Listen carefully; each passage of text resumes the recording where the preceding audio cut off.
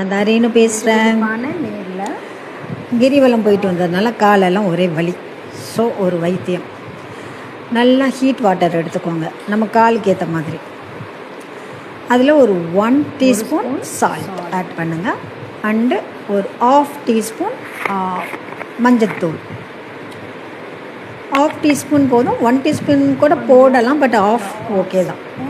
மஞ்சத்தூள் அண்டு ஒரு 1/2 லெமன் பிழிஞ்சு விட்டுக்கோங்க அந்த வார்ம் வாட்டரில்.